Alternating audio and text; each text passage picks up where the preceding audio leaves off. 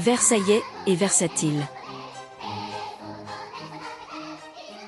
Mais Hervé Ryssen est complètement réalisé. D'ailleurs, non, ne parlez pas de Ryssen. J'ai la pire opinion de Ryssen. Bon, voilà. Hervé Ryssen je ne veux pas avoir de position. Hervé Ryssen, je le connais, j'ai reçu chez moi, c'est un ami. Il vient très souvent en rencontre du Carrefour de l'Horloge, d'ailleurs. Je le trouve très sympathique. Il a des. Je trouve qu'il a dit des choses intéressantes sur la question juive. Hervé Ryssen fait du bon travail, c'est sûr. Je ne trouve pas, autrement dit, je suis obligé de le dire, hein, franchement, je veux parler sans embâge, que le travail de Ryssen sur la question juive, c'est très important et très utile. Voilà, je l'affirme.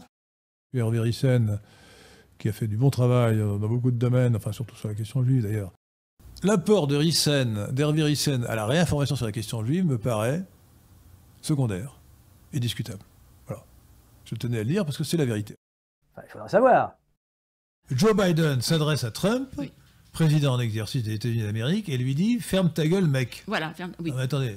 C'est inouï. C'est inouï, quoi. Et personne n'a relevé cela, voilà. qu'un candidat à la présidence de la République qui s'adresse au président en exercice, au président sortant, lui dise « Ferme ta gueule, mec ». Enfin, écoutez, et donc, moi, c'est ce que je trouve choquant. C'est scandaleux. Et voilà. Et voilà, ça aurait dû intervenir à ce moment-là. Écoutez, monsieur Biden, veuillez respecter les convenances.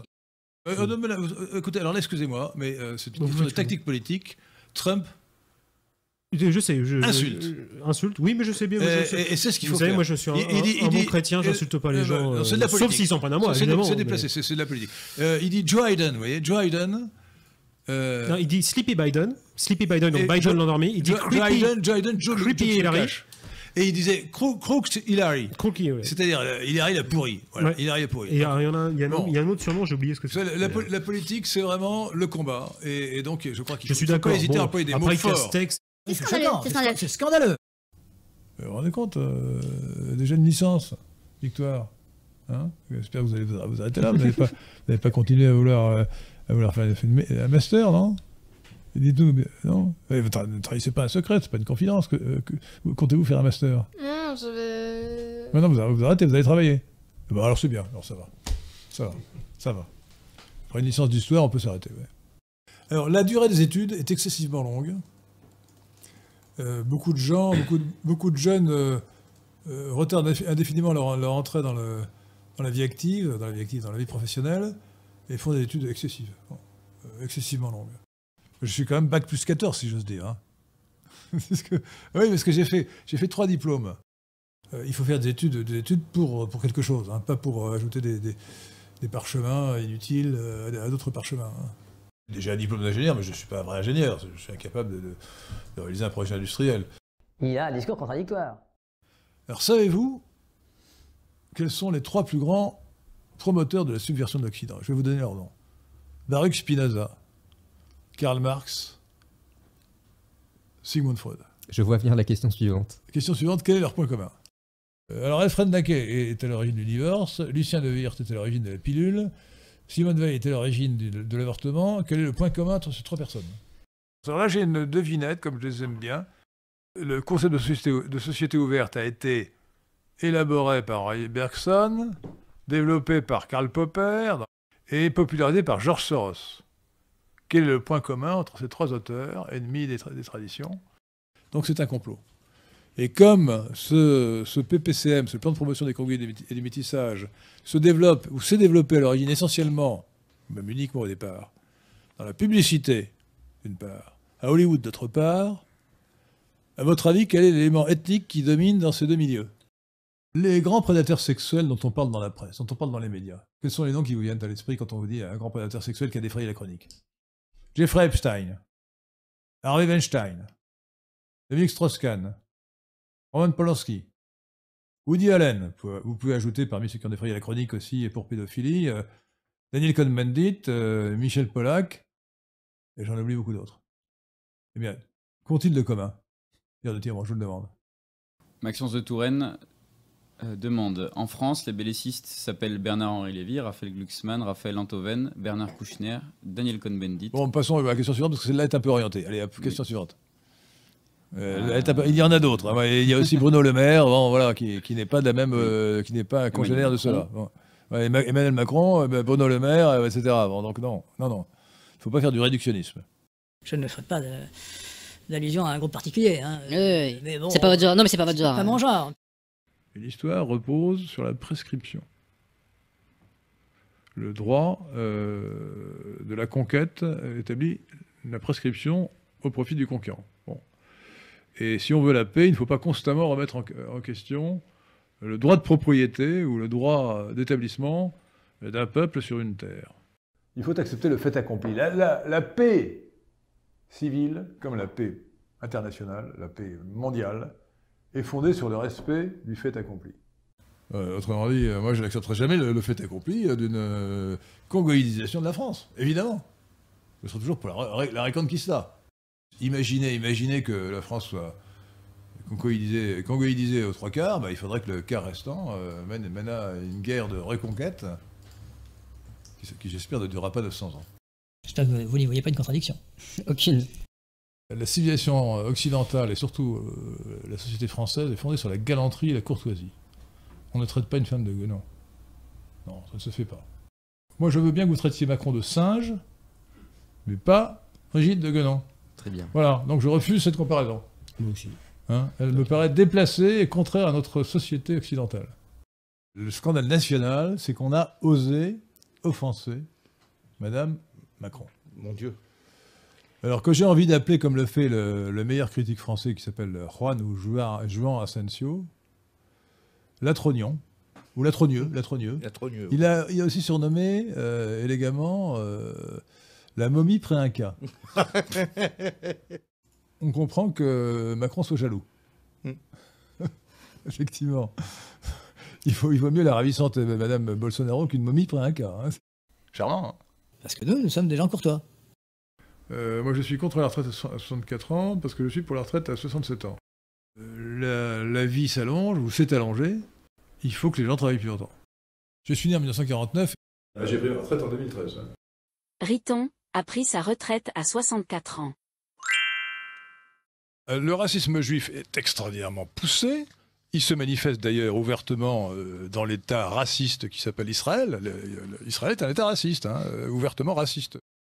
Sachez que M. de Lesquen, quand il était honnête envers lui-même et quand il était fonctionnaire de l'État, et quand il n'était pas à la mode en fait d'être antisioniste, avant que Soral arrive finalement et crée cette part de marché, Henri de Lesquen était sioniste. Regardez ce que vous écriviez dans ce journal, c'est très intéressant. Le courage, l'énergie, la détermination et l'habileté dont font preuve les Juifs d'Israël face aux Arabes musulmans qui les entourent sont un exemple pour l'Europe chrétienne. Aïe, aïe, aïe, aïe, aïe. Qu'est-ce que M. de Lesquen répond aux détracteurs qui l'accusent d'avoir passé une carrière dans les salons boités du système avant de le pourfendre une fois retraité?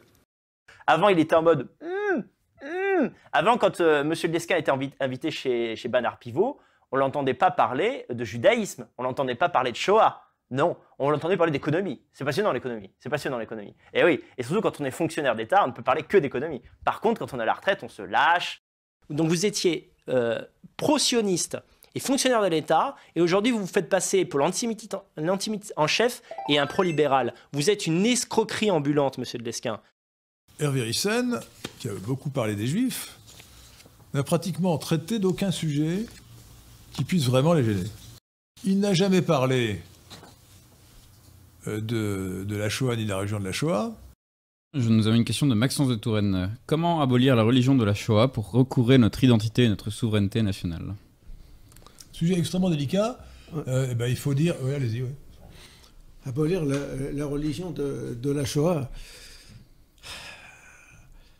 Il faut déjà au moins apporter des arguments sur la Shoah qui montrent que... Non, écoutez, moi je veux dire... Écoutez, en tout cas, je vais dire simplement une chose. Le crime n'a jamais été reconstitué. Non, arrêtez-vous. Non, la loi française, loi Guesso du 13 juillet 1990, interdit de contester les crimes contre l'humanité. Donc nous n'allons pas contester les crimes contre l'humanité, nous ne voulons pas aller en prison. Marine Le Pen veut revenir vers la vraie France profonde. Croyez-vous à ce qu'elle dit et vous voterez pour elle? Moi j'ai voté pour elle et pour l'instant je pense qu'elle est de loin la meilleure candidate pour la France. Mais comment pouvez-vous voter pour elle? C'est l'imposture incarnée, Marine Le Pen, l'imposture incarnée. Ouais. Je ne critiquerai pas le Rassemblement national pour la bonne raison que je souhaite qu'il gagne les élections européennes d'abord et surtout présidentielles en 2027 ensuite, ce qui serait pour la France excellent. Ça serait un saut dans une nouvelle perspective politique. Et le Front National doit opter résolument et définitivement pour la prometteuse stratégie du rassemblement de la droite, seule stratégie qui puisse lui permettre d'arriver un jour au pouvoir. C'est plutôt l'électorat de Mélenchon, quand il est constitué de Français de sang, qui est susceptible de se rassembler dans le front anticosmopolite que j'appelle de mes voeux pour battre Macron en 2022. Pour gagner, le RN doit faire un virage à droite et adopter un programme national libéral, de manière à séduire, à faire revenir vers lui les électeurs des beaux quartiers et des gros revenus. Je suis prêt à m'allier demain avec les marxistes contre les cosmopolites. C'est ce que j'appelle le front anticosmopolite.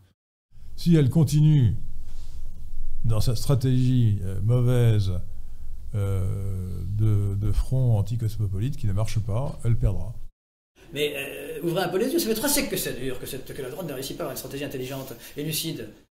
Donc il faut répéter, je le répéterai après moi en sortant, TSM, tout sauf Macron. Oui, c'est simple. Mais en politique, il faut simplifier. Le mot d'ordre est clair, simple. TSM, tout sauf Macron. Simple, tout sauf Macron. Alors, évidemment, tout sauf Macron, mais c'est aussi sauf Mélenchon, sauf Zemmour. Bon. Vous pouvez aussi rajouter TSZ, tout sauf Zemmour. Politiquement, aujourd'hui, c'est simple. C'est tout sauf Macron. TSM, tout sauf Macron. Et donc, contre Macron et contre les macronistes. À toutes les élections, votez, surtout ne vous abstenez pas. S'il y a un second tour Zemmour-Macron, je m'abstiendrai. Il y a hors de question que je vote pour Macron, il y a hors de question que je vote pour Zemmour. Donc votre ligne, c'est tout sauf Zemmour, on a bien compris. Alors évidemment, s'il y avait un second tour entre Mélenchon et Macron, je serais obligé de voter pour Mélenchon, c'est vrai. Ouais. Mélenchon, il préfère Macron, oui. Oui, bien sûr, mais tout sauf Macron. Macron, c'est le pire. Honnêtement, s'il y avait un second tour Macron-Mélenchon, je crois que j'appellerais à voter pour Mélenchon. Hein. Il faut toujours voter. Bien sûr. Enfin, toujours voter. Bon, sauf à s'abstenir si vous avez le choix entre Mélenchon et Macron. Hein, voilà. Oui. Évidemment. On ne choisit pas entre la peste et le choléra. Donc il vaut mieux le choléra Mélenchon que la peste Macron. Oh c'est vrai. Une ordure cosmopolite intégrale. Menteur, pharisien. Rémigration. C'est l'invasion de la musique nègre. Serre-moi les couilles. Candole. C'est complètement débile. Il est franchement ridicule. Enfin, c'est que des contradictions, tout le temps, en permanence.